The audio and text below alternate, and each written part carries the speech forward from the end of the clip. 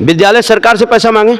मैं विद्यालय सरकार से पैसा न मांगने के बजाय अभिभावकों को प्रताड़ित करेंगे, ये कहाँ तक उचित है?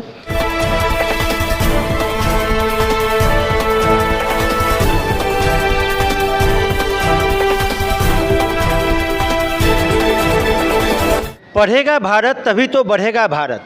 ना जाने इस तरह के तमाम बयानबाजी आए दिन नेता लोग करते हैं जब वो मंचासीन होते हैं, मंच से भाषण देते हैं। आप देख रहे हैं टाइम्स ऑफ पूर्वांचल में तिलक कुमार। पढ़ेगा भारत बढ़ेगा भारत, मतलब पढ़ाई लिखाई पे आज हम बात करेंगे। दरअसल अगरसंडा के पास एक गुरुकुल स्कूल है। कल वहाँ 3 बच्चों को एग्ज़ाम में बैठने नहीं दिया गया है। उन बच्चों का गुनाह सिर्फ इतना ही था कि उन बच्चों की जो फीस है वो स्कूल में जमा नहीं हुआ था। इसमें उस बच्चों की भी गलती नहीं है। अगर कोई गलत है तो इसमें सरकार गलत है, क्योंकि 2009 में RTE राइट टू एजुकेशन, जिसके तहत आप भी अपने बच्चों को कॉन्वेंट स्कूल में दाखिला करा सकते हैं, वो तमाम पढ़ाई लिखाई की जो भी जिम्मेदारी हो सरकार उसका निर्वहन करती है। लेकिन चूंकि सरकार की तरफ से स्कूल वालों के पास कोई फीस वगैरह नहीं आया, इसलिए वो तीनों बच्चों को स्कूल से निकाल दिए, एग्ज़ाम में बैठने नहीं दिए। आज उसी सिलसिले में उन बच्चों के अभिभावक भी हमारे साथ जुड़ चुके हैं और बराबर RTE को लेकर हमेशा आंदोलनरत रहने वाले वरिष्ठ अधिवक्ता मनोज राय हंस भी हमसे जुड़ चुके हैं। आज उनसे जाएंगे कि उन बच्चों के साथ ऐसी नाइंसाफ़ी क्यों हुई है, क्या मामला है। अधिवक्ता मनोज राय हंस, सिविल कोर्ट बलिया। देखिए, ये RTE एक्ट का मामला है। ये बच्चे हैं जिनका एडमिशन 2018 में RTE एक्ट 2009 के तहत लॉटरी के माध्यम से लेटर जारी करके हुआ था। गुरुकुल विद्यालय में एडमिशन हुआ था। ये बच्चे गुरुकुल विद्यालय में 2018 से अब तक प्रॉपर शिक्षा ले रहे थे। गार्जियनों को ये पता था, क्योंकि विद्यालय द्वारा ये बताया गया था कि सारी फीस हम माफ़ कर दिए हैं, केवल एग्जामिनेशन फ़ीस उसमें लेने का प्रावधान है, इसलिए आप लोग एग्जामिनेशन फ़ीस दीजिए। और लगातार 2018 से 2022 तक ऐसा कोई प्रावधान है RTE में? प्रावधान नहीं है, लेकिन गार्जियनों को जो विद्यालय ने बताया, गार्जियन यही समझ लिए। तो परीक्षा शुल्क ये लोग लगातार विद्यालय को साल में 2 बार या 3 बार जो भी परीक्षाएं होती हैं 300-300 रुपया ये लोग देते आए हैं। तो ये देखिए, इसमें कोई RTE में कोई प्रावधान नहीं है कि आप एग्जाम का फीस ले, लेकिन बावजूद स्कूल वाला लिए। हाँ, इसी बीच गार्जियन आकर मुझसे मिले और कहे कि सर, विद्यालय हमसे लगातार हर साल में 2 बार या 3 बार एग्जामिनेशन जब भी करा रहा है, हमसे 300 रुपया फीस ले रहा है। हमने कहा कि फ़ीस नहीं देना है, कैसे जो आप लोग फीस दे रहे हैं? तो ये लोग बताया कि विद्यालय ऐसा कह रहा है कि कोई प्रावधान है। मैंने कहा कि ऐसा कोई प्रावधान नहीं है, आपको फ़ीस नहीं देनी है। तो इस साल गार्जियन फ़ीस देना बंद कर दिए और इसी के कारण विद्यालय द्वारा वो जो फीस की रसीद है वो थोड़ा देखना चाहिए। फीस की रसीद, ये विद्यालय की रसीद है। विद्यालय द्वारा 2 बच्चों से 300 रुपया लिया गया। यहाँ जैसे कि आप देख सकते हैं, गुरुकुल सीनियर सेकेंडरी स्कूल, गरवा रोड, अगरसंडा, सलोनी वर्मा 300 रुपया, और ये आदित्य प्रजापति 300 रुपया लिया गया है। 2022 की रसीद है। ये तो प्रत्यक्ष प्रमाण आप देख रहे हैं। अब ये देखिए, ये उसके पीछे भी लिया गया है। अब जब इस बात की पता चला, मैंने मना किया, ये लोग फीस नहीं दिए, तो कल बच्चों को परीक्षा से बाहर कर दिया गया। तो ये लोग दौड़े बच्चों को लेकर मेरे पास आए। मैंने एक जिलाधिकारी बलिया को एक दरखास्त लिखवाया और बोला कि बच्चों को लेकर जिलाधिकारी बलिया के पास जाइए। जिलाधिकारी बलिया वहाँ मौजूद नहीं थे। इन लोगों ने बताया, तो मैंने कहा वहाँ जो भी मौजूद है उससे मेरी बात कराइए। वहाँ पर DM साहब के पेशकार मिले, नीरज बाबू। मैंने उनसे बात किया और कहा कि आप विद्यालय को बताइए कि परीक्षा से बच्चों को बाहर न करें। विद्यालय से उन्होंने बात किया। इसके बाद आज गार्जियन जब बच्चों को लेकर गए तो बच्चों को परीक्षा में बिठा दिया गया है। अब परीक्षा कराया जा रहा है कि नहीं कराया जा रहा है ये शाम को पता चलेगा। लेकिन अभी भी ये सारी फीस जो लगातार 4 वर्षों से वसूली जा रही है सभी गार्जियनों से, ये तो 2 गार्जियन की रसीद मुझे मिली है, बाकी गार्जियनों से रसीद वापस मंगा करके कल ले लिया गया है सारे गार्जियनों से। तो RTE के तहत कितने बच्चों का लगभग उस स्कूल में एडमिशन हुआ है? अब देखिए, मुझे पूरी जानकारी एग्जैक्ट नहीं बता सकते, लेकिन मान के चलिए कि 10-20 बच्चे वहाँ मेरे पढ़ रहे होंगे। यानी सारे अभिभावकों से इसी तरह से बेवकूफ़ बनाकर विद्यालय द्वारा लगातार फीस लिया जा रहा है और ये सारी फीस वापस कराने की प्रक्रिया में मैं लगा हूँ। और जो भी गार्जियन मेरे पास आएंगे उनकी फ़ीस विद्यालय द्वारा वापस करनी पड़ेगी। अगर विद्यालय वापस नहीं करता है तो विद्यालय की मान्यता प्रत्याहरित कराएंगे इसी जिले के जिलाधिकारी द्वारा और जिला बेसिक शिक्षा अधिकारी द्वारा। तो आइए अब हम थोड़ा अभिभावक से भी बात करेंगे। क्या नाम है आपका? श्री भुवन वर्मा। अच्छा, क्या हुआ है आपके साथ, आपके बच्चे के साथ? वही फीस मांगा गया कि क्या नाम है आपके बच्चे का?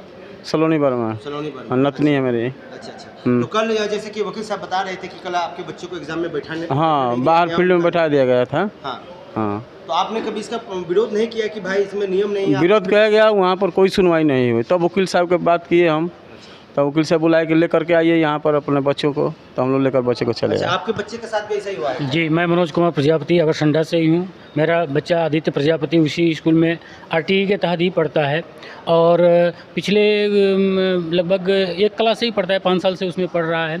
अभी पिछली बार जब उन्होंने एग्ज़ाम कराया 300 रुपया मांगा हम लोगों ने देकर और उसकी रसीद कटवा ली। इस बार फिर वही तमाशा हुआ, 300 रुपया दीजिए नहीं तो बस बैठने नहीं देंगे। हम लोगों ने मना कर दिया कि हम लोग नहीं देंगे। अगले दिन हमारा बच्चा गया कल के डेट में, तो उसको तो निकाल। अभी जैसा कि आप बता रहे थे कुछ बाय फोर्स स्कूल वाले आपसे कुछ लिखवा रहे हैं। कल वाली जो बात मैं बता रहा हूँ, कल फिर हमने वकील साहब से मिला हंस जी से, और मिलने के बाद फिर वहाँ पे गया कि मैं थोड़ा सूचित कर दूँ कि आप मेरे बच्चों को एग्ज़ाम कराइए। वहाँ पे गुंडागर्दी की तरह बातें कर रही थी कि आपको जो करना है कर लीजिए, हम बच्चों को एग्ज़ाम नहीं देने देंगे। तो ये देखिए, जहाँ बच्चों को तालीम दी जाती है वहाँ गुंडागर्दी भी शिक्षक कर रहे हैं, यही ना? हाँ, उसके जो प्रबंधक हैं विजय चौरसिया। अच्छा। उसके बाद आज हमको बुलाया गया और बुलाने के बाद एक कागज़ पे लिखा गया था कि आप लिखिए कि आपको गांव वाले बहका कर आपको मेरे खिलाफ हम जिला मजिस्ट्रेट्स यहाँ आपसे आवेदन कराए हैं या शिकायत किए हैं, जबकि ऐसा कुछ भी नहीं है, किसी के बहकावे में नहीं। मैं अपने खुद की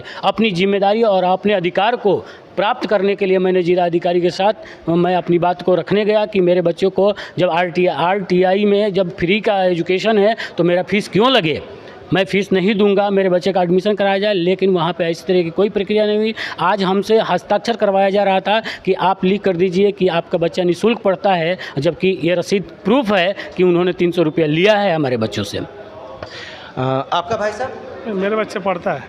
अच्छा, पढ़ती है। आपसे भी फीस वगैरह लिया नहीं जाता है? नहीं फीस नहीं देता है, फ्री पढ़। तो अगर मान के चलिए ये जितना भी फीस अब तक लिया गया है 300 रुपया, क्या उसको आप वापस कराएंगे? बिल्कुल, ये मैं आज लीगल नोटिस मेरे जूनियर के द्वारा जो भी अभिभावक मेरे पास आए हैं उनके लिए लीगल नोटिस जारी हुई है विद्यालय के खिलाफ। 15 दिन का समय दिया गया है। 15 दिन के अंदर विद्यालय कोर्ट में आकर इन अभिभावकों के साथ आएगा, इनको पैसा मेरे सामने लौटाएगा तो मामला समाप्त।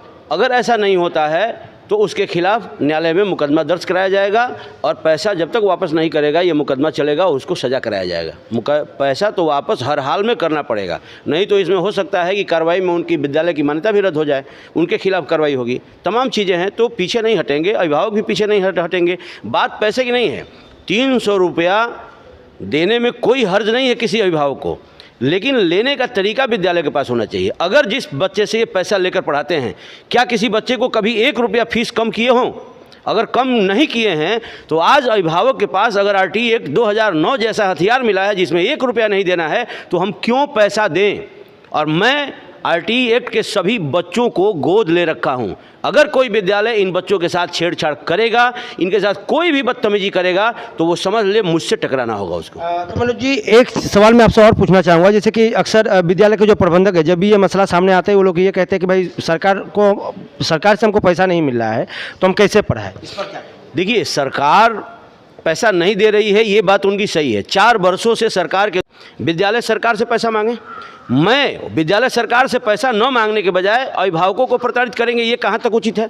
मैं अभिभावकों का भी पैसा 4 साल से नहीं मिला है, ये कैसे कर्ज लेकर के अपने बच्चों का किताब कापी ड्रेस खरीद रहे हैं, वैसे ही विद्यालय भी झेल रहे हैं। मैं दोनों के पैसे के लिए 5 दिसंबर को डीएम साहब का घेराव किया था, जिसमें डीएम साहब ने 1 फरवरी को 10 बजे बुलाई हैं उस पर वार्ता करने के लिए, उसका समाधान करने के लिए। तो भाई सरकार को पैसा देना है, सरकार जब तक पैसा नहीं देगी न विद्यालय को मिलेगा न अभिभावक को मिलेगा। अब उसके लिए मान लीजिए बच्चों को आप प्रताड़ित करेंगे, बच्चों को पढ़ाएंगे नहीं, बच्चों को एग्जाम से बाहर करेंगे, और आज सरकार एक झटके में अगर पैसा दे दे तो फिर क्या जो आप किए हैं बच्चों के साथ और उनके अभिभावकों के साथ वापस होगा? कतई नहीं होगा, कतई नहीं होगा। तो ये दोष सरकार का है। हिम्मत है तो प्राइवेट विद्यालय सरकार से लड़ें और लिख के दें कि नहीं पढ़ाएंगे जब तक फीस नहीं मिलेगी। हिम्मत है, तमाम तरह के टैक्स सरकार इनकी माफ़ करती है, इनकी हिम्मत नहीं है कि सरकार से पैसा मांगें।